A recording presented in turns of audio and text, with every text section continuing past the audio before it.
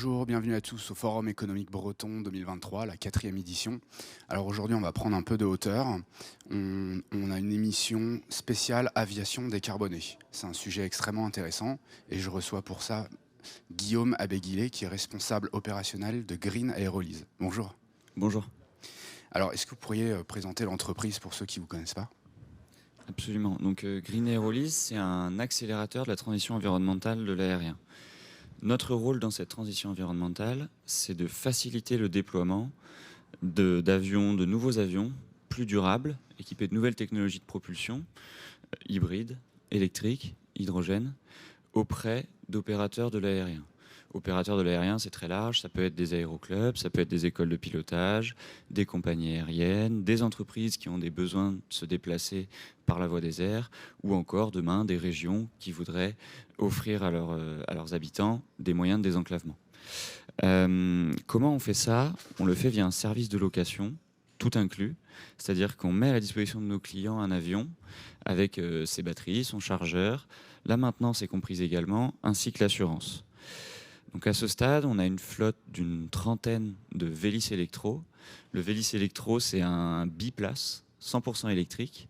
C'est le seul avion électrique certifié au monde à ce jour. Et il est utilisé par nos clients pour faire de la formation au pilotage et des vols de loisirs. Donc on travaille sur ce projet-là depuis 3 ans. Ça fait 2 ans qu'on a commencé à déployer la flotte. Et on est une équipe de 5 autour de ce projet-là. Donc, qu'on comprenne bien, c'est terminé le kérosène avec vous, vous êtes 100% vert. Vous allez mettre au placard les marques comme Boeing ou autres. Alors, l'usage dans lequel on croit, c'est une aviation durable, efficace pour désenclaver les territoires. Cependant, on est conscient que cette transition environnementale, ces nouveaux types de propulsion, ils seront d'abord disponibles sur des avions légers. C'est pour ça qu'on a commencé par l'aviation de formation au pilotage et l'aviation de loisirs. Ensuite, on a une roadmap en 2 temps, avec cette aviation de formation au pilotage et de loisirs, et dans un deuxième temps, une aviation de transport, où là, on souhaite faire du transport de passagers sur 2 schémas différents, de l'aviation à la demande, pour répondre aux besoins des entreprises, et de l'aviation commerciale régulière, comme on l'entend, au sens de compagnies aériennes, vols réguliers, etc. Encore une fois, ces technologies de décarbonation commenceront par l'aviation légère. Donc nous, notre créneau, c'est des avions de 2-4 places pour la formation et le loisir, et ensuite des avions de 6 à 19, voire 35 places pour le transport. Au-delà, on pense que c'est plus loin. 19-35 places, c'est entre 2025 et 2030 sur des avions électriques, hybrides ou hydrogène. Mais aujourd'hui, vous avez déjà des avions de moins de 10 places. C'est ça. C'est quand même incroyable. C'est quand même assez exceptionnel. Alors pourquoi se déplacer en avion électrique si on a déjà le train ou la voiture, par exemple, pour la Bretagne ? Alors pourquoi se déplacer en avion électrique si on a déjà le train ou la voiture ? La réponse, c'est pour la complémentarité des moyens de déplacement. Le train, c'est génial, c'est top pour faire du Paris vers n'importe où en France ou de n'importe où en France vers Paris.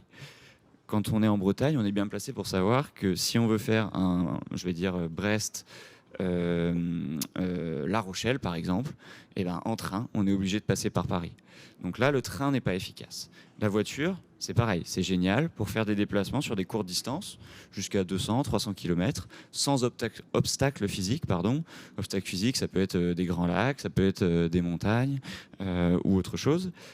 Et donc, finalement, l'intérêt de l'avion là-dedans, c'est, imaginons que le réseau ferré, ce soit un réseau en étoile autour de Paris, l'objectif de l'avion, c'est de relier les branches de l'étoile entre elles. C'est les diagonales interrégionales, et pour ça, on n'a pas plus efficace que l'avion. Et l'autre avantage de l'avion comparé au train ou à la voiture, c'est qu'on n'a pas un grand besoin en infrastructure. On n'a pas besoin d'avoir un long réseau de voies ferrées. On n'a pas besoin d'avoir des centaines de milliers de kilomètres de route. La phrase qu'on dit souvent, c'est qu'avec 1 kilomètre de piste, on va n'importe où dans le monde. Donc, de ce point de vue-là, c'est intéressant. Et ce que va amener l'électrification de l'aviation là-dedans, c'est en opération des émissions de carbone qui sont plus faibles et également des nuisances sonores qui sont moins importantes, parce que les nuisances sonores aujourd'hui dans l'aviation, c'est un sujet primordial. Alors, qui sont vos clients aujourd'hui? On en a déjà un petit peu parlé. Qui loue vos avions et qui sont les clients des avions qui montent à bord des avions? Alors, les gens qui louent nos avions aujourd'hui, c'est des aéroclubs et des écoles de pilotage. Comme je l'ai dit, l'avion qu'on a dans notre portefeuille de location, c'est un biplace de formation. Un biplace 100% électrique de formation. Donc finalement, les gens qui montent dans nos avions aujourd'hui, c'est tout type de personnes. C'est l'artisan qui a économisé toute sa vie pour payer son rêve d'avoir sa licence de pilote privé et qui va se former dans un aéroclub. C'est le jeune de 17-18 ans qui a toujours rêvé d'être pilote de ligne et qui rentre dans une école de pilotage professionnel pour apprendre à voler. C'est les grands-parents qui veulent aller survoler leur maison via un baptême de l'air dans l'aéroclub local. Voilà, c'est tout ça à ce stade. D'un point de vue géographique, pour rajouter ça, aujourd'hui on est présent dans 4 pays en Europe. On a des avions donc majoritairement en France, mais on a aussi des avions en Espagne, aux Pays-Bas et au Danemark. Et si tout se passe bien, on aura des avions en Allemagne également avant la fin de l'année. Notre objectif, c'est de couvrir toute l'Europe. J'ai vu que vous couvriez bien également la Bretagne. Vous avez un site internet, si je ne dis pas de bêtises. J'ai vu que vous alliez dans les îles. Donc ça, effectivement, on ne peut pas y aller en voiture. C'est ça, absolument. En Bretagne, donc le Vélis Electro, il y en a un en ce moment, par exemple, qui est basé à Morlaix. Il peut très bien aller à Ouessant. Il y a aussi une compagnie aérienne qui s'appelle Finistère, qui est une autre compagnie du même groupe que Green Aerolease, qui fait la desserte aérienne entre Brest et Ouessant. Oui, c'est ça que j'ai vu. Et là, c'est l'exemple typique du désenclavement territorial qu'apporte l'avion. On peut également le faire en bateau. Le bateau, c'est très bien pour déplacer beaucoup de monde. Brest-Ouessant en bateau, c'est plus de 3 heures. Il y a des personnes âgées qui viennent sur le continent, par exemple, pour des rendez-vous médicaux. Il y a des professionnels du continent qui vont sur l'île pour les réseaux électriques, etc. Et dans ce cas-là, l'avion, on le fait seulement en 15 minutes. Et c'est un moyen de mobilité génial pour désenclaver le territoire ouessantin par rapport au continent. Finistère, je parle du nom de la société, c'est un jeu de mots. C'est quand même beaucoup plus rapide que le bateau. Et ça, ce sont des avions de combien de places? Là, sur Finistère, ce sont des avions de 9 places. C'est des Cessna Caravan qui permettent de transporter 9 personnes. Donc on transporte des passagers, comme je disais, professionnels, particuliers également. Et on a aussi un avion qui est équipé d'une civière. Donc pareil, pour de l'évacuation sanitaire, Finistère a un rôle très important socialement et économiquement dans la vie de l'île de Ouessant. Je crois que c'était très clair. Pour terminer, quels sont vos objectifs de développement? Alors, nos objectifs de développement, encore une fois, je le répète, et c'est parce que c'est très important pour nous, c'est le désenclavement des territoires au service du développement économique local. On est bien placé pour le savoir ici en Bretagne. Les Bretons ont des idées. Ils développent des entreprises en Bretagne. Ces entreprises atteignent une taille critique et finalement se déplacent dans les grands centres de décision pour des raisons d'accessibilité, etc., etc. Nous, on est convaincus qu'il est temps de rester travailler là où on aime vivre. Et donc, pour nous, un des critères pour le développement économique des entreprises en local, c'est que ces entreprises soient accessibles. Et l'aérien doit devenir le moyen d'accessibilité. Mais ça, la condition sine qua non, c'est sa décarbonation.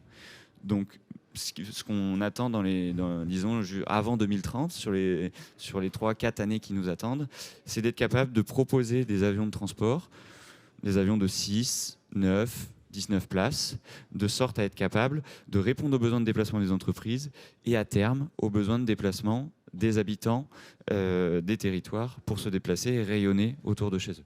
Merci beaucoup, c'était extrêmement intéressant. Preuve qu'en Bretagne et au FEB, il n'y a pas que des marins, il y a aussi des aviateurs. C'était très intéressant et on se retrouve à très vite, toujours en direct sur la FEB TV. Merci. Merci Florian.